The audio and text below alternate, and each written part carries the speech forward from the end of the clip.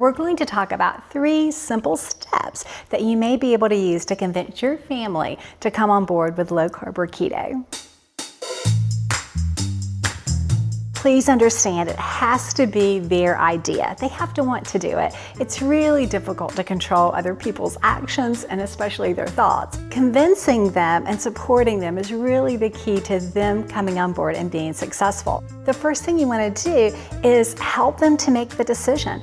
My husband initially said, no way, no potatoes, no pasta, no rice, no way. And after 2 weeks of watching me and the amazing foods that I ate, he said, okay, tell me what to eat. He was fully on board ever since. My daughter was a little different. I gave her a book to help her read and understand. I never forced her to do this, but I let it be her decision after giving her ample information.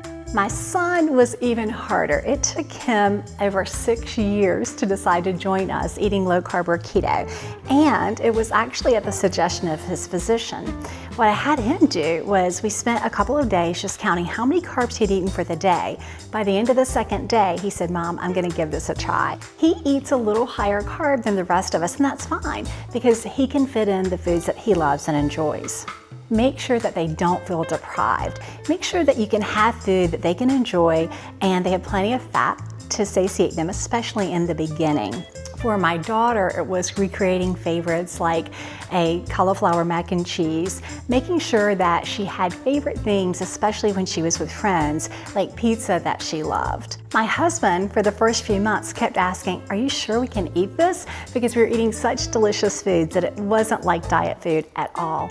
And my son, the biggest compliment was at the end of his first week when he said, Mom, I'm not missing anything. One of the ways too to get them involved in creating and helping fix low carb or keto meals is take them to the store. We actually went through the store and looked at different things that, well, do you like this? Can you eat this? And it was really helpful to me as far as creating meals and helpful to them to kind of see the options that they had. So what does my family eat? They eat the most amazing food. They eat steak, they eat chicken pot pie, they eat chicken noodle soup. They even have brownies and they have ice cream. They aren't missing anything for sure.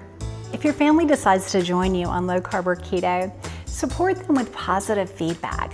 Compliment the way that they order in a restaurant when they avoid high carb sides. I try to avoid commenting on the way that they look and ask them questions about how they feel, like do you have more energy?